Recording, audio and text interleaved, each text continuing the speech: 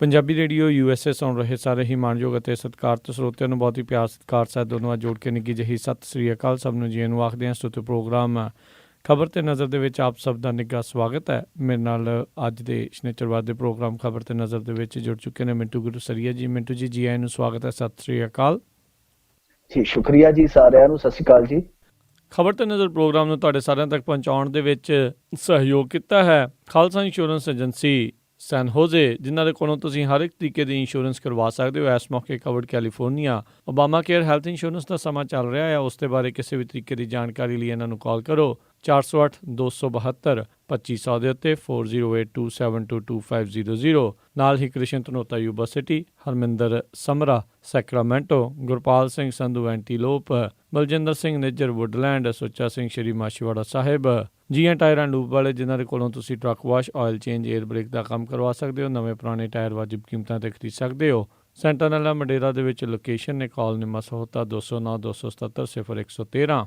West Coast truck driving school Fresno ਵਾਲੇ, ਜਿਹੜੇ ਕਿ ਤੁਹਾਨੂੰ ਟਰੱਕ ਦਾ ਲਾਇਸੈਂਸ ਵਧੀਆ ਸਿਖਲਾਈ ਦੇ ਕੇ ਘੱਟ ਸਮੇਂ ਦੇ ਵਿੱਚ ਲੈਣ 'ਚ ਸਹਾਇਤਾ ਕਰਦੇ ਨੇ। ਕਾਲ ਅਜੀਤ ਅਟਵਾਲ 559-374-4541। ਇਹਨਾਂ ਸਾਰਿਆਂ ਦਾ ਬਹੁਤ ਬਹੁਤ ਧੰਨਵਾਦ। ਜੇਕਰ ਤੁਸੀਂ ਜਾਂ ਕੋਈ ਹੋਰ ਕਾਰੋਬਾਰ ਇਸ ਪ੍ਰੋਗਰਾਮ ਨੂੰ ਸਪਾਂਸਰ ਕਰਨਾ ਚਾਹੁੰਦੇ ਹੋ, ਸੰਪਰਕ ਕਰ ਸਕਦੇ ਹੋ ਨੰਬਰ 408-722-7698 4087227698 ਦੇ ਉੱਤੇ। ਤੇ ਆਓ ਖਬਰਾਂ ਦੇ ਉੱਤੇ ਹੁਣ ਨਜ਼ਰ ਮਾਰਨੀ ਸ਼ੁਰੂ ਕਰਦੇ ਹਾਂ। ਸਭ ਤੋਂ ਪਹਿਲੀ ਖਬਰ ਦੇ ਉੱਤੇ ਮਿੰਟੂ ਜੀ ਨਜ਼ਰ ਮਾਰੀ ਤਾਂ ਕਹਿੰਦੇ ਦਿੱਲੀ ਵਿੱਚ ਲੱਗਣਗੇ ਹਵਾ ਸਾਫ਼ ਕਰਨ ਵਾਲੇ ਟਾਵਰ। ਹਾਂ ਬਿਲਕੁਲ, ਰੋਕੋ ਹੁਣ ਅਸੀਂ ਛੱਡੇ ਨਹੀਂ ਤੇ ਇਸ ਤਰ੍ਹਾਂ ਦੇ ਟਾਵਰ ਲਾ ਕੇ ਗੁਜ਼ਾਰਾ ਕਰਨਾ ਪੈਣਾ, ਜੁਗਾੜ ਹੀ ਲੱਗਣਗੇ ਹੁਣ। ਵੈਸੇ ਕੁਝ ਸਮਾਂ ਪਹਿਲਾਂ ਨਾ ਮੈਕਸੀਕੋ ਵਾਲਿਆਂ ਨੇ ਕੀਤੀ ਆ ਖੋਜ ਕਿ ਇੱਕ ਇਸ ਤਰ੍ਹਾਂ ਦਾ ਰੁੱਖ ਲਾ ਦਿੰਦੇ ਆ ਜਿਹਦੇ ਮੇਰੇ ਖਿਆਲ ਦੇ ਨਾਲ ਕਈ ਕਿਲੋਮੀਟਰ ਦੇ ਦਾਇਰੇ ਦੇ ਵਿੱਚ ਪ੍ਰਦੂਸ਼ਣ ਹੈ ਜਿਹੜਾ ਸਾਫ਼ ਹੋ ਜਾਂਦਾ। ਤੇ ਉਹ ਦਿਨ ਦੂਰ ਨਹੀਂ ਹੈ ਜਦ ਇਸ ਤਰ੍ਹਾਂ ਦੇ ਸਾਨੂੰ ਉਪਕਰਨ, ਇਸ ਤਰ੍ਹਾਂ ਦੇ ਜੁਗਾੜ ਸਾਨੂੰ ਵੇਖਣ ਨੂੰ ਮਿਲ ਜਾਣੇ ਆ। ਤਾਂ ਹੁਣ ਦਿੱਲੀ ਦੇ ਵਿੱਚ ਜੋ ਹਾਲਾਤ ਹੋਏ ਪਏ ਆ, ਵੈਸੇ ਪੈਰਿਸ ਦੇ ਬਰੋਬਰ ਦਿੱਲੀ ਵਹਿ ਜਾਂਦੀ ਨਹੀਂ ਪੂਰੇ ਸਾਲ ਦੇ ਵਿੱਚ, ਪਰ ਹੁਣ ਤੁਹਾਨੂੰ ਪਤਾ ਹੀ ਆ ਕਿ ਪਰਾਲੀ ਦਾ ਮੁੱਦਾ ਜਿਹੜਾ ਉਹ ਬਣਿਆ ਹੋਇਆ। ਸੁਪਰੀਮ ਕੋਰਟ 'ਚ ਸੁਣਵਾਈ ਹੋਈ ਆ ਤੇ ਇਸ ਮੁੱਦੇ ਤੇ ਉਹਨਾਂ ਨੇ ਜਾ ਕੇ ਆਖਿਆ ਕਿ ਅਸੀਂ ਜੀ ਇਸ ਤਰ੍ਹਾਂ ਕਰ ਸਕਦੇ ਹਾਂ, ਮਤਲਬ ਕਿ ਟਾਵਰ ਲਾ ਸਕਦੇ, ਉਹਨਾਂ ਨੂੰ ਸਮੌਗ ਟਾਵਰ ਕਹਿੰਦੇ ਆ, ਜਿਹਦੇ ਵਿੱਚ ਕਈ ਮਤਲਬ ਕਿ ਮਾਤਰਾ ਦੇ ਵਿੱਚ ਉਹ ਹਵਾ ਨੂੰ ਸ਼ੁੱਧ ਕਰ ਸਕਦਾ। ਕਾਫੀ ਵੱਡੀ ਤਾਦਾਦ ਉਹਨਾਂ ਨੇ ਦੱਸੀ ਹੈ ਕਿ ਉਹਦੀ ਜਿਹੜੀ ਕਪੈਸਿਟੀ ਹੈ ਬਹੁਤ ਜ਼ਿਆਦਾ ਹੈ ਤੇ ਕਈ ਕਿਲੋਮੀਟਰ ਏਰੀਏ ਦੇ ਵਿੱਚ ਇਹ ਵਧੀਆ ਗੰਦੀ ਹਵਾ ਲੈ ਕਰਕੇ ਸੋਕ ਕੇ ਤੇ ਸਾਫ਼ ਹਵਾ ਜਿਹੜੀ ਉਸ ਦਾਇਰੇ 'ਚ ਦੇ ਸਕਦਾ। ਤਾਂ ਇਹ ਹੁਣ ਵੇਖਣਾ ਹੋਏਗਾ ਕਿ ਕਦੋਂ ਲੱਗਦਾ। ਦੱਸਦੇ ਕਿ ਕਈ ਕਰੋੜ ਘਨ ਮੀਟਰ ਹਵਾ ਸਾਫ਼ ਕਰ ਸਕਦਾ ਹੈ ਉਹ ਜਿਹੜਾ ਇਹਨਾਂ ਨੇ ਆਖਿਆ ਸਮੌਗ ਟਾਵਰ। ਤੇ ਚਾਈਨਾ ਨੇ ਲਾਇਆ ਹੋਇਆ। ਉਹਨਾਂ ਨੇ ਕਿਹਾ ਸੁਪਰੀਮ ਕੋਰਟ ਵਾਲਿਆ ਕਿ ਚਾਈਨਾ ਨੇ ਫਿਰ ਇੰਨੀ ਜਲਦੀ ਕਿਵੇਂ ਲਾ ਲਿਆ? ਤੁਸੀਂ ਹੁਣ ਵੀ ਕਹਿੰਦੇ ਹੋ ਕਿ ਸਾਨੂੰ 8 ਕੁ ਮਹੀਨੇ ਦਾ ਟਾਈਮ ਦੇ ਦਿਓ, ਅਸੀਂ ਲਾ ਦਿਆਂਗੇ।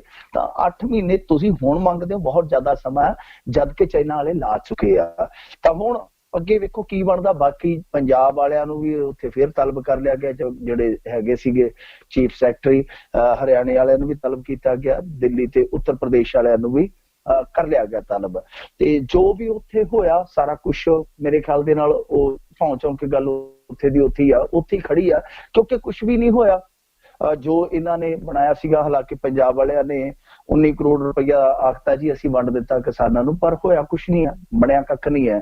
ਤੇ ਦੂਜੇ ਪਾਸੇ ਗੌਤਮ ਗੰਭੀਰ ਦੀ ਵੀ ਬੜੀ ਖਿੱਲੀ ਉੱਡਣ ਰਹੀ ਹੈ ਇਸ ਮਾਮਲੇ ਤੇ, ਕਿਉਂਕਿ ਉਹ ਕਮੈਂਟੇਟਰ ਹੈ ਅੱਜ ਕੱਲ ਤੇ ਉਹ ਉਧਰੋਂ ਮੈਂਬਰ ਪਾਰਲੀਮੈਂਟ ਵੀ ਆ। ਉਹ ਕਿਤੇ ਸੰਸਦੀ ਕਮੇਟੀ ਦੇ ਵਿੱਚ ਮੈਂਬਰ ਬਣਿਆ, 25 ਮੈਂਬਰੀ ਕਮੇਟੀ ਸੀ ਸ਼ਹਿਰੀ ਵਿਕਾਸ ਮੰਤਰਾਲੇ ਦੀ। ਤਾਂ ਦੱਸਦੇ ਆ ਕਿ ਉੱਥੇ ਪ੍ਰਦੂਸ਼ਣ ਨੂੰ ਲੈ ਕੇ ਇੱਕ ਬੜੀ ਗੰਭੀਰ ਮੀਟਿੰਗ ਸੀ, ਜਿਹਦੇ ਵਿੱਚ ਜੋ ਗੌਤਮ ਗੰਭੀਰ ਜਿਹੜਾ ਉਹ ਨਦਾਰਦ ਸੀਗਾ। ਉਲਟਾ ਉਹਨੇ ਇੱਕ ਫੋਟੋ ਪੋਸਟ ਕਰ ਦਿੱਤੀ ਜਿਹਦੇ 'ਚ ਉਹ ਜਲੇਬੀਆਂ ਖਾਣ ਡਿਆ ਸੀ ਇੰਦੌਰ ਦੇ ਵਿੱਚ, ਜਿੱਥੇ ਟੈਸਟ ਚੱਲਣ ਡਿਆ ਭਾਰਤ ਵਰਸਸ ਬੰਗਲਾਦੇਸ਼। ਤਾਂ ਉਹਨੂੰ ਵੀ ਬਹੁਤ ਜਨਤਾ ਨੇ ਟਰੋਲ ਕੀਤਾ ਕਿ ਗੌਤਮ ਕਦੋਂ ਗੰਭੀਰ ਹੋਏਗਾ ਤੂੰ, ਇਹੋ ਜਿਹੇ ਮੁੱਦੇ ਤੇ ਤਾਂ ਘੱਟੋ ਘੱਟ ਭਾਈ ਥੋੜਾ ਜਿਹਾ ਸੋਚ, ਲੋਕਾਂ ਨਾਲ ਜੁੜਨ ਦਾ ਮੁੱਦਾ। ਤਾਂ ਖੈਰ ਹੁਣ ਦੇਖਦੇ ਹਾਂ ਕਿ ਕੀ ਬਣਦਾ, ਪਰ ਪ੍ਰਦੂਸ਼ਣ ਦਾ ਮੇਰੇ ਖਿਆਲ ਦੇ ਨਾਲ ਹੱਲ ਇੰਨੀ ਜਲਦੀ ਨਹੀਂ ਨਿਕਲਦਾ ਜਿੰਨੀ ਜਲਦੀ ਸੁਪਰੀਮ ਕੋਰਟ ਸੋਚ ਰਿਹਾ, ਜਾਂ ਜਿੰਨੀ ਜਲਦੀ ਇਹ ਕਹਿ ਰਹੇ ਆ ਕਿ ਫਲਾਂ ਕਰ ਦਿਆਂਗੇ, ਧਮਕਾਨ ਕਰ ਦਿਆਂਗੇ। ਕਾਫੀ ਵੱਡਾ ਐਕਸ਼ਨ ਪਲਾਨ ਉਲੀਕਣ ਦੀ ਜ਼ਰੂਰਤ ਹੈ। ਜੀ ਬਿਲਕੁਲ, ਕਿਉਂਕਿ ਦੇਰੀ ਵੀ ਬਹੁਤ ਹੋ ਗਈ ਆ ਤੇ ਖਲਾਰਾ ਤੇ ਗੰਦ ਵੀ ਆਪਾਂ ਬਹੁਤ ਜ਼ਿਆਦਾ ਹੁਣ ਪਾ ਲਿਆ ਤੇ ਉਸਨੂੰ ਰਾਤੋਂ ਰਾਤਾਂ ਠੀਕ ਕਰਨਾ ਮੁਸ਼ਕਿਲ ਹੀ ਆ। ਅਗਲੀ ਜਿਹੜੀ ਮਿੰਟੂ ਜੀ ਗੱਲ ਕਰਦੇ, ਕਹਿੰਦੇ ਧਰਨੇ ਵਿੱਚੋਂ ਗਾਇਬ ਰਹਿਣ ਵਾਲੇ ਕਾਂਗਰਸੀ ਵਿਧਾਇਕਾਂ ਦੀ ਹੋਏਗੀ ਸ਼ਿਕਾਇਤ। ਦੇਖੋ ਬਸ ਇਹਨਾਂ ਦਾ ਏਦਾਂ ਹੀ ਕੰਮ ਚੱਲੀ ਜਾਣਾ। ਆ ਜਿਹੜਾ ਰਹਿ ਗਏ 2 ਕੁ ਸਾਲ ਬਸ ਇਸ ਤਰ੍ਹਾਂ ਇਹਨਾਂ ਨੇ ਕੱਢ ਜਾਣੇ ਆ। ਕਦੇ ਫਲਾਹ ਹੋ ਗਿਆ, ਕਦੇ ਧਮਕਾ ਹੋ ਗਿਆ, ਕਦੇ ਉਹਦੇ ਨਾਲ ਲੜ ਪਿਆ ਕੋਈ, ਕਦੇ ਉਹਦੇ ਨਾਲ ਲੜ ਪਿਆ। ਇਹ ਆਪਸ ਦੇ ਵਿੱਚ ਇਸੇ ਤਰ੍ਹਾਂ ਹੀ ਰਹਿੰਦੇ ਆ। ਹਾਲਾਂਕਿ ਹੁਣ ਦੇਖੋ ਕਾਂਗਰਸ ਨੇ ਧਰਨੇ ਦਿੱਤੇ ਆ, ਧਰਨੇ ਚਲੋ ਆਖੇ ਜੀ ਅਸੀਂ ਮਹਿੰਗਾਈ ਦੇ ਖਿਲਾਫ, ਕੇਂਦਰ ਦੀਆਂ ਨੀਤੀਆਂ ਦੇ ਖਿਲਾਫ ਦੇਣ ਜਾ ਰਹੇ ਆ। ਤਾਂ ਮਹਿੰਗਾਈ ਤੇ ਦੇਖੋ ਕਦੋਂ ਥੱਲੇ ਲੱਗੀ ਆ, ਮਹਿੰਗਾਈ ਨੇ ਕਦੋਂ ਲੋਕਾਂ ਨੂੰ ਰਾਹਤ ਦਿੱਤੀ ਹੈ। ਸਭ ਕੁਝ ਇਹਨਾਂ ਦੇ ਵੇਲੇ ਵੀ ਇਸ ਤਰ੍ਹਾਂ ਹੀ ਚੱਲੀ ਜਾਂਦਾ ਸੀਗਾ, ਹੁਣ ਵੀ ਉਸ ਤਰ੍ਹਾਂ ਹੀ ਚੱਲੀ ਜਾਂਦਾ। ਹਾਲਾਂਕਿ ਇਹ ਗੰਭੀਰ ਸਥਿਤੀ ਬਣ ਗਈ ਆ, ਕਿਉਂਕਿ ਬਿਜ਼ਨਸ ਸਟੈਂਡਰਡ ਦੀ ਇੱਕ ਰਿਪੋਰਟ ਆਈ ਆ, ਉਹਦੇ ਚ ਦੱਸਿਆ ਕਿ ਜਿਹੜਾ ਪਿੰਡੂ ਤੇ ਸ਼ਹਿਰੀ ਤਬਕਾ, ਉਹਨਾਂ ਦਾ ਖਰਚ ਘਟ ਗਿਆ। ਮਤਲਬ ਕਿ ਖਰਚ ਦੀ ਸਮਰੱਥਾ ਜਿਹੜੀ ਘਟ ਗਈ ਆ, ਇੱਕ ਦੀ 14% ਯਾਨੀ ਪਿੰਡੂ ਤਬਕੇ ਦੀ, ਤੇ 7-8% ਜਿਹੜੀ ਆ ਸ਼ਹਿਰੀ ਤਬਕੇ ਦੀ। ਤਾਂ ਮੈਂ ਅੱਗੇ ਵੀ ਤੁਹਾਨੂੰ ਇੱਕ ਦਿਨ ਦੱਸਿਆ ਸੀਗਾ ਕਿ ਜਦੋਂ ਮੁਹਾਤੜ ਬੰਦਾ, ਆਮ ਬੰਦਾ ਖਰਚ ਘਟਾ ਲੈਂਦਾ, ਮਤਲਬ ਕਿ ਉਹਦੇ ਕੋਲ ਖਰਚਣ ਜੋਗਾ ਪੈਸਾ ਹੀ ਨਹੀਂ ਬਚਦਾ, ਜਾਂ ਉਹਦਾ ਬਹੁਤ ਜ਼ਿਆਦਾ ਘਟ ਜਾਂਦਾ ਖਰਚਾ, ਤਾਂ ਤੁਸੀਂ ਇਹ ਸਮਝ ਲਓ ਕਿ ਤੁਹਾਡੀ ਅਰਥ ਵਿਵਸਥਾ ਜਿਹੜੀ ਟਿਕੀ ਆਮ ਬੰਦੇ ਤੇ ਆ, ਤਾਂ ਫਿਰ ਸੰਕਟ ਚ ਪੈ ਜਾਂਦੀ ਹੈ। ਇਹ ਸੱਚ ਹੈ, ਹਕੀਕਤ ਆ। ਤਾਂ ਇਹਨਾਂ ਨੇ ਧਰਨੇ ਲਾਏ ਸੀਗੇ, ਤਾਂ ਉਹਨਾਂ ਧਰਨਿਆਂ ਦੇ ਵਿੱਚੋਂ ਮਨਪ੍ਰੀਤ ਬਾਦਲ, ਫਿਰ ਗੁਰਪ੍ਰੀਤ ਕਾਂਗੜ, ਸੋਨੀ, ਸਰਕਾਰੀਆ, ਬਿੱਟੂ ਚੌਧਰੀ, ਇਹ ਸਾਰੇ ਮਤਲਬ ਕਿ ਆਈ ਨਹੀਂ ਹੈ, ਗਾਇਬ ਰਹੇ ਆ। ਵੱਡੇ ਵੱਡੇ ਲੀਡਰ ਇਹਨਾਂ ਦੇ ਤਕਰੀਬਨ 40 ਵਿਧਾਇਕ ਜਿਹੜੇ ਆ ਉਹ ਧਰਨਿਆਂ 'ਚ ਸ਼ਾਮਲ ਨਹੀਂ ਹੋਏ। ਤਾਂ ਹੁਣ ਇਹਨਾਂ ਨੇ ਆਖਿਆ ਕਿ ਪਾਰਟੀ ਹਾਈ ਕਮਾਂਡ ਨੂੰ ਅਸੀਂ ਰਿਪੋਰਟ ਭੇਜਾਂਗੇ। ਜਾਖੜ ਨੇ ਆਖਿਆ ਕਿ ਜਿਹੜੇ ਵਿਧਾਇਕ ਨਦਾਰਦ ਰਹੇ, ਹਾਂ ਠੀਕ ਆ ਕਿ ਜੇ ਮੰਨ ਲਓ ਕਿਸੇ ਨੂੰ ਕੰਮ ਆ, ਹਾਲਾਂਕਿ ਇਹਨਾਂ ਦੀ ਅੱਧੀ ਸਰਕਾਰ ਤੇ ਬਾਹਰ ਫਿਰਦੀ ਆ, ਕੈਪਟਨ ਅਮਰਿੰਦਰ ਸਿੰਘ ਵੀ ਬਾਹਰ ਚਲੇ ਗਏ ਆ, ਹੋਰ ਵੀ ਕਈ ਬਾਹਰ ਫਿਰਦੇ ਆ ਇਸ ਵੇਲੇ, ਇਹਨਾਂ ਦੇ ਵਿਧਾਇਕ ਵੀ ਬਾਹਰ ਵੀ ਆ। ਤੇ ਉਹਨਾਂ ਬਾਰੇ ਚਲੋ ਕਹਿੰਦੇ ਚਲੋ ਕੋਈ ਗੱਲ ਨਹੀਂ, ਬਾਹਰ ਚਲੇ ਗਏ ਕੋਈ ਫਰਕ ਨਹੀਂ ਪੈਂਦਾ, ਚਾਹੇ ਕਿੱਲੇ ਵੱਧੇ ਚਾਹੇ ਚੋਰਾਂ ਖੜੇ, ਕੋਈ ਗੱਲ ਨਹੀਂ ਹੈ, ਕੋਈ ਚੱਕਰ ਨਹੀਂ ਹੈ, ਕੋਈ ਨਫਾ ਨੁਕਸਾਨ ਨਹੀਂ ਹੈ। ਪਰ ਜਿਹੜੇ ਇੱਥੇ ਵਿਧਾਇਕ ਸੀਗੇ ਉਹਨਾਂ ਵਾਸਤੇ ਕੋਈ ਮੁਸ਼ਕਲ ਖੜੀ ਜ਼ਰੂਰ ਹੋ ਸਕਦੀ ਹੈ, ਪਰ ਹੁੰਦਾ ਕੁਛ ਨਹੀਂ ਹੈ। ਇਸ ਤਰ੍ਹਾਂ ਦੀਆਂ ਬਿਆਨਬਾਜ਼ੀਆਂ ਹੁੰਦੀਆਂ। ਪਰ ਹਾਲ ਇਹਨਾਂ ਨੇ ਆਪਣਾ ਇੱਕ ਤਰ੍ਹਾਂ ਨਾਲ ਕਹੀਏ ਖਾਨਾ ਪੂਰਤੀ ਵਾਲਾ ਕੰਮ ਹੈ ਜਿਹੜਾ ਪੂਰਾ ਕਰ ਦਿੱਤਾ। ਜਿੱਥੇ ਜਿੱਥੇ ਸਰਕਾਰਾਂ ਹੋਣਗੀਆਂ ਉੱਥੇ ਉੱਥੇ ਧਰਨੇ ਲਾ ਦੇਣਗੇ। ਪਰ ਗੱਲ ਇਹੋ ਹੈ ਕਿ ਕਾਂਗਰਸ ਦੀ ਜਿਹੜੀ ਕਮੀ ਇੱਥੇ ਦੇਖਣ ਨੂੰ ਮਿਲਦੀ ਹੈ, ਤਾਲਮੇਲ ਦੀ, ਉਹ ਕੌਮੀ ਪੱਧਰ ਤੇ ਵੀ ਆ। ਆਹੀ ਇਹਨਾਂ ਦਾ ਹਾਲ ਹੁੰਦਾ ਕਿ ਇਕਜੁੱਟ ਹੋ ਕੇ, ਇੱਕਮਤ ਹੋ ਕੇ ਕਦੇ ਇਹ ਵਿਰੋਧੀ ਧਿਰ ਦੀ ਭੂਮਿਕਾ ਵਿੱਚ ਲੜੇ ਹੀ ਨਹੀਂ ਹੈ। ਸੋ ਜੇ ਕੌਮੀ ਮੁੱਦੇ ਆਪਾਂ ਦੇਖੇ ਆ ਤਾਂ ਅੱਜ ਦੀ ਤਾਰੀਖ ਦੇ ਵਿੱਚ ਜੇ ਭਾਰਤੀ ਜਨਤਾ ਪਾਰਟੀ ਦੁਬਾਰਾ ਕਾਬਜ਼ ਆ ਸੱਤਾ ਤੇ, ਤਾਂ ਉਹਨਾਂ ਦਾ ਠੀਕ ਹੈ ਕਿ ਆਪਦਾ ਅਸਰ ਸੁੱਕ ਰਿਹਾ, ਪਰ ਉਹਦੇ ਵਿੱਚ ਇਹਨਾਂ ਦੀ ਭੂਮਿਕਾ ਬੜਾ ਇੱਕ ਅਹਿਮ ਰੋਲ ਨਿਭਾ ਕੇ ਗਈ ਆ। ਜੀ ਜੀ ਜੀ ਮਿੰਟੂ ਜੀ, ਅਗਲੀ ਗੱਲ ਕਰਦੇ, ਕਹਿੰਦੇ DC ਤੇ ADC ਦਾ ਖਲਾਰਾ ਵਧਿਆ। ਤਾਏ ਦੀ ਧੀ ਚੱਲੀ ਤੇ ਮੈਂ ਕਿਉਂ ਰਾਂ ਕੱਲੀ। ਜੇ ਨੇਤਾ ਇਸ ਤਰ੍ਹਾਂ ਆਪਸ ਦੇ ਵਿੱਚ ਉਲਝੇ ਹੋਏ ਆ ਤੇ ਫਿਰ ਅਫਸਰਸ਼ਾਹੀ ਵੀ ਕਹਿੰਦੀ ਆ ਕਿ ਅਸੀਂ ਵੀ ਚਲੋ ਇਹ ਖਲਾਰਾ ਪਾ ਲੈਂਦੇ ਆ। ਤਾਂ ਇਹ ਖਲਾਰਾ ਕਿੱਦਾਂ ਪਿਆ, ਮੈਂ ਤੁਹਾਨੂੰ ਥੋੜਾ ਜਿਹਾ ਪਿਛੋਕੜ ਦੱਸ ਦਿੰਦਾ ਕਿ ਵੀਰਵਾਰ ਫਤਿਹਗੜ੍ਹ ਸਾਹਿਬ ਦੇ ਵਿੱਚ ਸਮਾਗਮ ਚੱਲਣ ਡਏ ਸਨ ਗੁਰਦੁਆਰਾ ਸਾਹਿਬ ਦੇ ਵਿੱਚ, ਕਿਉਂਕਿ ਉੱਥੇ ਇਤਿਹਾਸਿਕ ਗੁਰਦੁਆਰਾ ਤੁਹਾਨੂੰ ਸਭਨਾਂ ਨੂੰ ਪਤਾ ਹੀ ਆ। ਤਾਂ ਉੱਥੇ ਹੋਇਆ ਕੀ ਆ ਕਿ ਜਿਹੜੇ DC ਆ ਬੀਬੀ ਅੰਮ੍ਰਿਤਾ ਕੌਰ ਗਿੱਲ, ਉਹਨਾਂ ਨੇ ADC ਨੂੰ ਸੱਦਿਆ ਫੋਨ ਕਰਕੇ, ਤੇ ਹੁਣ ਦੋਸ਼ ਇਹ ਲੱਗਦੇ ਆ ਕਿ ਉੱਥੇ ਬੀਬੀ ਨੇ ਆਖਿਆ ਕਿ ਭਾਈ ਜਿਹੜੇ ਵੀਡੀਓ ਆ ਉਹਨਾਂ ਨੂੰ ਲੰਮਿਆਂ ਪਾ ਲਓ, ਕਿਉਂਕਿ ਇਹਨਾਂ ਨੇ ਪਰਾਲੀ ਵਾਲੇ ਮੁੱਦੇ ਤੇ ਪੋਰਟਲ ਤੇ ਨਾ ਚੜਾਉਣੇ ਸੀ ਕਿਸਾਨਾਂ ਨੂੰ, ਕਿਉਂਕਿ ਸੁਪਰੀਮ ਕੋਰਟ ਦੇ ਵਿੱਚ ਸੁਣਵਾਈ ਸੀਗੀ। ਕਿਸਾਨਾਂ ਨੂੰ ਇਹਨਾਂ ਨੇ ਕੀ ਇਮਦਾਦ ਦਿੱਤੀ ਉਹ ਸਾਰਾ ਕੁਝ ਪੋਰਟਲ 'ਚ ਦਰਜ ਕਰਨਾ ਸੀਗਾ। ਤੇ ADC ਨੇ ਆਖਿਆ ਕਿ ਵੀਡੀਓ ਜਿਹੜੇ ਆ ਉਹ ਭਾਈ ਸਾਰਾ ਕੁਝ ਹਾਲੇ ਕਰ ਨਹੀਂ ਪਾ ਰਹੇ ਕਿਉਂਕਿ ਸਮਾਗਮ ਚੱਲੀ ਜਾਂਦੇ ਆ। ਤਾਂ ਉਹਨਾਂ ਨੇ ਦੱਸਦੇ ਆ ਕਿ ਕਥਿਤ ਤੌਰ ਤੇ ਸਮਾਗਮਾਂ ਬਾਰੇ ਵੀ ਬੋਲਿਆ, ਤੇ ਨਾਲ ਇਹ ਵੀ ਕਿਹਾ ਕਿ ਇਹਨਾਂ ਨੂੰ ਲੰਮੇ ਪਾ ਕੇ ਜੁੱਤੀ ਫੇਰੋ, ਜੇ ਇਹ ਕੰਮ ਨਹੀਂ ਹੁੰਦਾ ਤੇ ਮੈਂ ਕੰਮ ਕਰ ਲੈਂਦੀ ਆ। ਤਾਂ ਉਸ ਤੋਂ ਬਾਅਦ ਫਿਰ ਇਹ ਮਾਮਲਾ ਜਿਹੜਾ ਇੱਥੋਂ ਤੱਕ ਚਲੇ ਗਿਆ ਕਿ ਕੱਲ ਪਟਿਆਲੇ ਦੇ ਜਿਹੜੇ ਡਿਪਟੀ ਕਮਿਸ਼ਨਰ ਆ ਉਹ ਵੀ ਵਿੱਚ ਪਏ ਆ, ਪਰ ਗੱਲ ਕਿਸੇ ਤਣ ਪੱਤਰ ਨਹੀਂ ਲੱਗੀ। ਜਿਹੜਾ ADC ਆ ਜਗਵਿੰਦਰ ਸਿੰਘ ਸੰਧੂ, ਉਹਨੇ ਆਖਿਆ ਹੁਣ ਤੇ ਲੀਕ ਖਿੱਚ ਦਿੱਤੀ ਆ, ਲੜਾਈ ਆਰ ਪਾਰ ਦੀ ਹੋਏਗੀ। ਤਾਂ 7 ਜ਼ਿਲ੍ਹਿਆਂ ਦੇ ਜਿਹੜੇ ਇਹਨਾਂ ਦੇ ਹੈਗੇ ਆ ਪੰਚਾਇਤ ਵਿਭਾਗ ਦੇ ਅਧਿਕਾਰੀ, ਉਹ ਵੀ ਹੜਤਾਲ ਤੇ ਚਲੇ ਗਏ। ਔਰ ਇਹਨਾਂ ਨੇ ਇਹ ਵੀ ਐਲਾਨ ਕਰ ਦਿੱਤਾ ਕਿ ਇਹ ਜਦੋਜਹਿਦ ਉਦੋਂ ਤੱਕ ਜਾਰੀ ਰਹੂਗੀ ਜਦੋਂ ਤੱਕ 2 ਮੰਗਾਂ ਜਿਹੜੀਆਂ ਉਹ ਮੰਨੀਆਂ ਨਹੀਂ ਜਾਂਦੀਆਂ। ਇੱਕ ਤੇ ਇਹ ਹੈ ਕਿ 550ਵੇਂ ਸਮਾਗਮ ਚੱਲੇ ਜਾਂਦੇ ਸੀਗੇ, ਉਹਨਾਂ ਨੂੰ ਉੱਥੇ ਬੀਬੀ ਜਿਹੜੀ DC ਆ ਉਹਨੇ ਸਿਆਸੀ ਡਰਾਮਾ ਕਰਾਰ ਦਿੱਤਾ। ਇੱਕ ਤੇ ਉਹਦੇ ਵਾਸਤੇ ਉਹ ਮਾਫੀ ਮੰਗੀ, ਤੇ ਦੂਜਾ ਇਹ ਆ ਕਿ ਉਹਦਾ ਤਬਾਦਲਾ ਕੀਤਾ ਜਾਵੇ। ਤਾਂ ਇਹ ਗਰਾਰੀ ਫਸ ਗਈ ਆ ਹੁਣ। ਇੱਕ ਪਾਸੇ DC ਅੰਮ੍ਰਿਤਾ ਕੌਰ ਗਿੱਲ ਔਰ ਦੂਸਰੇ ਪਾਸੇ ADC ਤੇ ਉਹਦੇ ਨਾਲ ਜਿਹੜੇ ਆ ਉਹ ਤਮਾਮ ਜਿਹੜੇ ਮੁਲਾਜ਼ਮ ਆ, ਜਿਹੜੇ ਅਧਿਕਾਰੀ ਕਰਮਚਾਰੀ ਆ, ਜਿਹੜੇ ਕਿ ਸੰਗਠਨਾਂ ਦੇ ਰੂਪ ਦੇ ਵਿੱਚ ਬੈਠੇ ਆ। ਤਾਂ ਖੈਰ ਹੁਣ ਇਹ ਮਾਮਲਾ ਜਿਹੜਾ ਛੇਤੀ ਨਿਬੜਦਾ ਨਜ਼ਰ ਨਹੀਂ ਆਉਂਦਾ। ਹਾਲਾਂਕਿ ਮੈਨੂੰ ਲੱਗਦਾ ਤਰਜਿੰਦਰ ਸਿੰਘ ਬਾਜਵਾ ਵੀ ਇਨਵੋਲਵ ਹੋਣਗੇ, ਪੰਚਾਇਤ ਮੰਤਰਾਲਾ ਉਹਨਾਂ ਦੇ ਕੋਲ ਆ। ਪਰ ਗੱਲ ਇਹ ਆ ਕਿ ਜਿੱਦਾਂ ਹੁਣ ਆਪਾਂ ਲੀਡਰਾਂ ਦੀ ਗੱਲ ਕਰ ਲਈ ਆ, ਪੁਲਿਸ ਵਾਲਿਆਂ ਦਾ ਇਹੀ ਰਫੜ ਰਹਿੰਦਾ। ਵੇਖੋ ਆਪਾਂ ਉਹ ਵੀ ਦੇਖਿਆ ਚੈਪਟਰ, ਜਦੋਂ ਪੁਲਿਸ ਵਾਲਿਆਂ ਦੇ ਖਿਲਾਫ ਰਿਪੋਰਟਾਂ ਜਿਹੜੀਆਂ ਉਹ ਬਣਾ ਕੇ ਦਿੱਤੀਆਂ, ਔਰ ਇੱਕ ਦੂਜੇ ਲਈ ਉਹ ਹਾਈ ਕੋਰਟਾਂ ਤੱਕ ਗਏ ਆ, ਬਹੁਤ ਕੁਝ ਹੋਇਆ। ਪੁਲਿਸ ਵਾਲਿਆਂ ਦਾ ਤਾਂ ਇਹ ਹਾਲ ਆ ਕਿ ਪਿਛਲੇ ਦਿਨ ਹੀ ਇੱਕ ਐਸਐਸਪੀ ਨਾਇਬ ਤਹਿਸੀਲਦਾਰ ਦੇ ਨਾਲ ਝਗੜ ਪਿਆ ਸੀਗਾ, ਉਹਦਾ ਝਗੜਾ ਵੀ ਬਹੁਤ ਜ਼ਿਆਦਾ ਵਧਿਆ ਸੀਗਾ। ਤਾਂ ਕਹਿਣ ਦਾ ਮਤਲਬ ਹੈ ਕਿ ਤਾਲਮੇਲ ਜਿਹੜਾ ਹੋਣਾ ਚਾਹੀਦਾ ਅਫਸਰਸ਼ਾਹੀ ਦੇ ਵਿੱਚ, ਉਹ ਤਾਲਮੇਲ ਨਹੀਂ ਹੈ। ਨਾ ਲੀਡਰਸ਼ਿਪ ਦੇ ਵਿੱਚ ਆ ਤਾਲਮੇਲ, ਨਾ ਅਫਸਰਸ਼ਾਹੀ ਦੇ ਵਿੱਚ ਤਾਲਮੇਲ ਆ, ਤੇ ਫਿਰ ਪੰਜਾਬ ਨੇ ਜਾਣਾ ਕਿੱਥੇ ਆ? ਤੁਸੀਂ ਆਪ ਹੀ ਅੰਦਾਜ਼ਾ ਲਾ ਲਓ। ਅਸੀਂ ਕਹਿੰਦੇ ਨੇ ਸਿੱਖਿਆ ਦੇ ਖੇਤਰ 'ਚ ਫਾਡੀ, ਫਲਾਹ ਦੇ ਖੇਤਰ 'ਚ ਫਾਡੀ, ਤਾਂ ਫਾਡੀ ਹੋਣਾ ਜਦੋਂ ਤਾਲਮੇਲ ਹੀ ਸਹੀ ਢੰਗ ਨਾਲ ਨਹੀਂ ਬੈਠ ਰਿਹਾ। ਔਰ ਦੂਜੀ ਗੱਲ ਇਹ ਆ ਕਿ ਦੇਖੋ, ਜੇ ਉਸ ਬੀਬੀ ਨੇ ਇਸ ਤਰ੍ਹਾਂ ਦੇ ਸ਼ਬਦ ਬੋਲੇ ਆ ਤਾਂ ਉਹਨੂੰ ਅੱਗੇ ਆ ਕੇ ਉਹਨਾਂ ਨੂੰ ਪ੍ਰਵਾਨ ਕਰ ਲੈਣਾ ਚਾਹੀਦਾ ਕਿ ਠੀਕ ਹੈ ਭਾਈ, ਮੈਂ ਬੋਲ ਹੋ ਗਿਆ। ਕਈ ਵਾਰ ਬੰਦਾ ਜਿਹੜਾ ਉਹ ਤਪਿਆ ਹੁੰਦਾ, ਕੰਮ ਦਾ ਬਹੁਤ ਜ਼ਿਆਦਾ ਬੋਝ ਹੁੰਦਾ, ਜੇ ਬੋਲੇ ਆ ਤਾਂ ਉਹਨਾਂ ਨੂੰ ਪ੍ਰਵਾਨ ਕਰ ਲੈਣਾ ਚਾਹੀਦਾ, ਸ਼ਬਦ ਵਾਪਸ ਲੈ ਲੈਣੇ ਚਾਹੀਦੇ। ਮੇਰੇ ਖਿਆਲ ਦੇ ਨਾਲ ਮਾਮਲਾ ਜਿਹੜਾ ਉਹ ਨਿਬੜ ਜਾਂਦਾ, ਉੱਥੇ ਨਿਬੜ ਜਾਂਦਾ। ਤੇ ਜੇ ਮੰਨ ਲਓ ਇਸ ਤਰ੍ਹਾਂ ਦੀ ਕੋਈ ਗੱਲ ਨਹੀਂ ਹੋਈ, ਜਿਸ ਤਰ੍ਹਾਂ ਦੀ ਕੋਈ ਗੱਲ ਨਹੀਂ ਹੋਈ, ਤਾਂ ਫਿਰ ਇਹਨਾਂ ਨੂੰ ਵੇਖਣਾ ਚਾਹੀਦਾ, ਸੋਚਣਾ ਚਾਹੀਦਾ ਕਿ ਦੋਸ਼ ਕਦੋਂ ਝੂਠੇ ਘੜੇ ਜਾ ਰਹੇ ਆ। ਸੋ ਦੋਹਾਂ ਪੱਖ ਤੋਂ ਇਹ ਕਹਾਣੀ ਜਿਹੜੀ ਸਮਝਣੀ ਚਾਹੀਦੀ ਆ, ਉਸ ਤੋਂ ਬਾਅਦ ਫਿਰ ਡਿਸੀਜਨ ਜਿਹੜਾ ਕੋਈ ਲੈਣਾ ਚਾਹੀਦਾ। ਜੀ ਤੇ ਮਿੰਟੂ ਜੀ, ਅਗਲੀ ਜਿਹੜੀ ਖਬਰ ਉਸ ਦੇ ਉੱਤੇ ਨਜ਼ਰ ਮਾਰਦੇ ਆ। ਕਹਿੰਦੇ ਨਗਰ ਕੀਰਤਨ ਦੇ ਵਿੱਚ 10 ਕਰੋੜ ਤੋਂ ਵੱਧ ਦਾ ਚੜਾਵਾ ਚੜਿਆ। ਹਾਂਜੀ, ਇਹ ਨਗਰ ਕੀਰਤਨ ਜਿਹੜਾ ਸਜਾਇਆ ਗਿਆ ਸੀਗਾ, ਮੇਰੇ ਖਿਆਲ ਦੇ ਨਾਲ ਨਨਕਾਣਾ ਸਾਹਿਬ ਤੋਂ ਸਜਾਇਆ ਗਿਆ। ਕਈ ਦੇਸ਼ਾਂ ਦੇ ਕਈ ਸਟੇਟਾਂ ਦੇ ਵਿੱਚੋਂ ਲੰਘਿਆ, 2 ਦੇਸ਼ਾਂ ਦਾ ਇਹ ਨਗਰ ਕੀਰਤਨ ਸੀਗਾ। ਤਾਂ ਇਹਦੇ ਵਿੱਚ ਜਿਹੜਾ ਚੜਾਵਾ ਹੈ ਉਹ ਹੈ ਐਗਜ਼ੈਕਟ 10 ਕਰੋੜ 13,68,601 ਰੁਪਏ ਦਾ, ਔਰ ਜਿਹੜਾ ਖਰਚਾ ਹੋਇਆ ਉਹ ਹੈ 1 ਕਰੋੜ 73,04,444, ਯਾਨੀ ਐਂਡ ਤੇ 4444।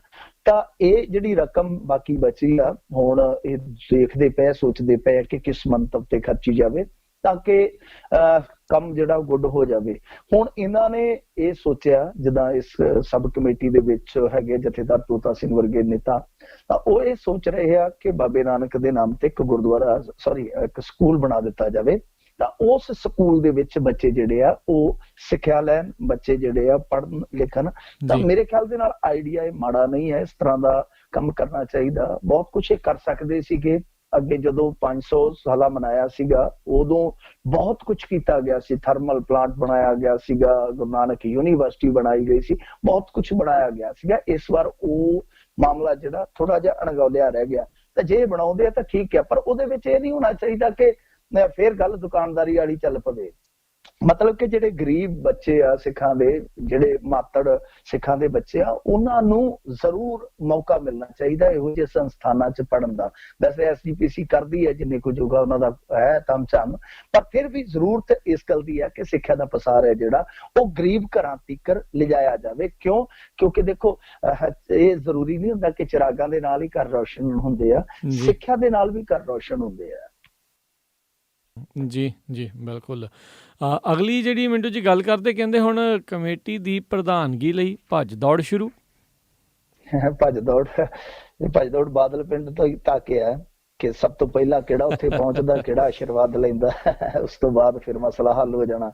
ਤਾਂ ਇਹ ਆ ਗਿਆ ਹੁਣ ਵੇਲਾ ਕਿ ਜਦੋਂ ਪ੍ਰਧਾਨ ਨਵੇਂ ਸਿਰੇ ਤੋਂ ਚੁਣਿਆ ਜਾਣਾ। 27 ਨਵੰਬਰ ਨੂੰ ਮੇਰੇ ਖਿਆਲ ਦੇ ਨਾਲ ਇਹਨਾਂ ਦਾ ਫੈਸਲਾ ਹੋਏਗਾ।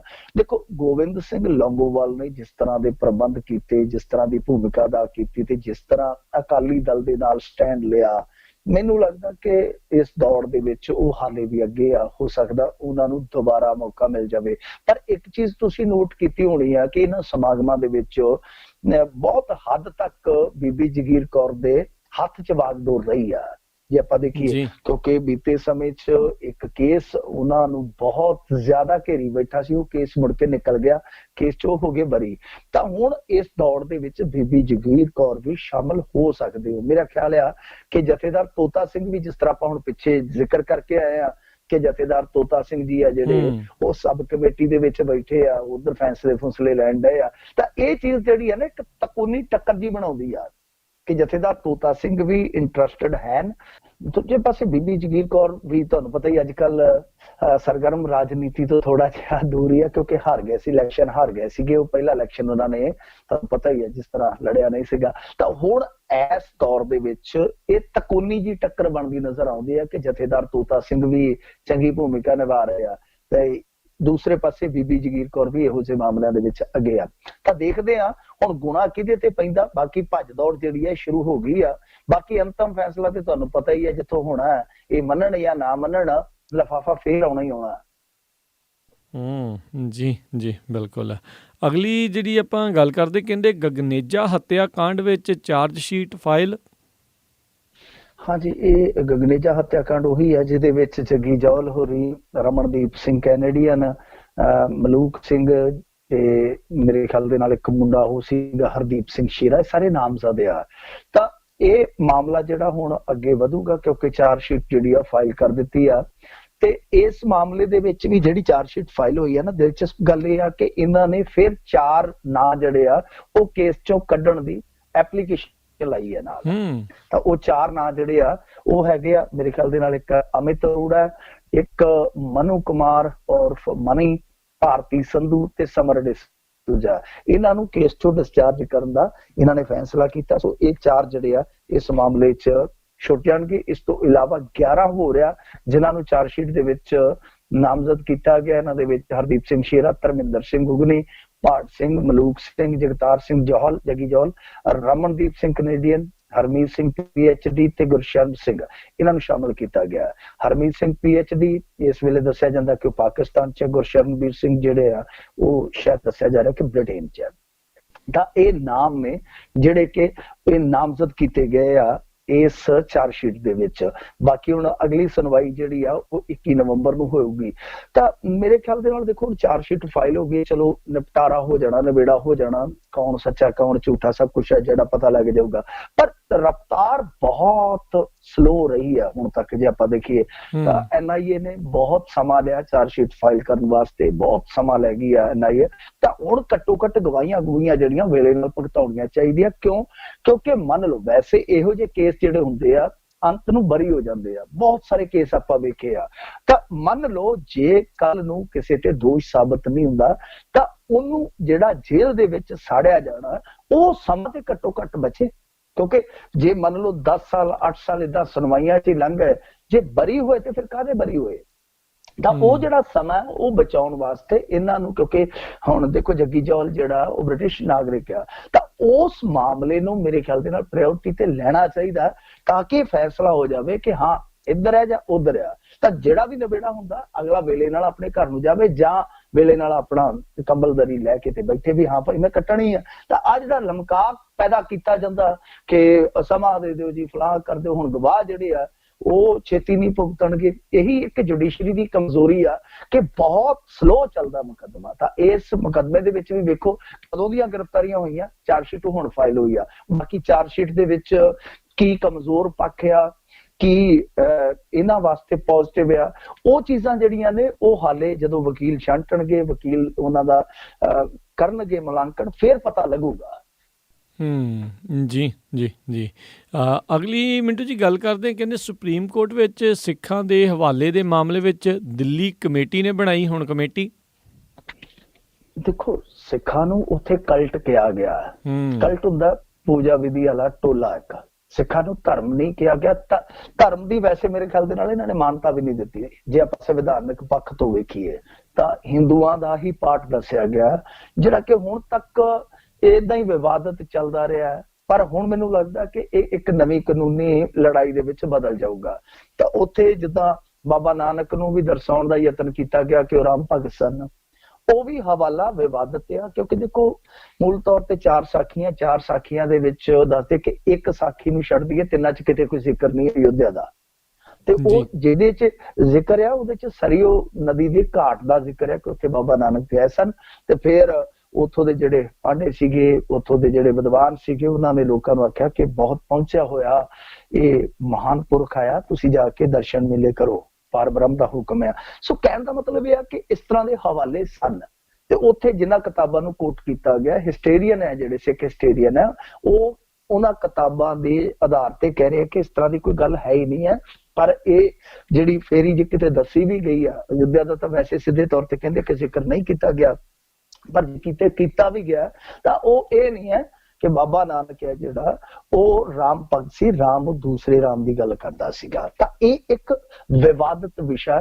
ਹੁਣ ਦੇਖੋ ਇਹਨਾਂ ਨੇ 3 ਵਕੀਲਾਂ ਦੀ ਇੱਕ ਕਮੇਟੀ ਬਣਾਈ ਆ ਜਿਹੜਾ ਕਿ ਅਧਿਐਨ ਕਰਨਗੇ ਕਿ ਹਾਂ ਭਾਈ ਕੀ ਕੁਝ ਕੀਤਾ ਜਾ ਸਕਦਾ ਇਸ ਮਸਲੇ 'ਚ, ਕਿੱਦਾਂ ਇਹ ਹਵਾਲੇ ਲਏ ਗਏ ਆ, ਕਿੱਥੋਂ ਲਏ ਗਏ ਆ, ਜਿਹੜੀਆਂ ਕਿਤਾਬਾਂ ਨੂੰ ਕੋਟ ਕੀਤਾ ਗਿਆ ਜਾਂ ਜਿਹੜੀਆਂ ਸਾਖੀਆਂ ਨੂੰ ਕੋਟ ਕੀਤਾ ਗਿਆ, ਕੀ ਉਹਦੇ ਵਿੱਚ ਇਹ ਚੀਜ਼ਾਂ ਦਰਜ ਨੇ, ਜੇ ਦਰਜ ਨੇ ਤਾਂ ਕਿਸ ਪੱਖ ਤੋਂ ਉਹ ਚੀਜ਼ਾਂ ਪੇਸ਼ ਕੀਤੀਆਂ ਜਾਣੀਆਂ ਚਾਹੀਦੀਆਂ ਦੁਬਾਰਾ ਜਿਨ੍ਹਾਂ ਤੇ ਸੁਣਵਾਈ ਹੋਵੇ।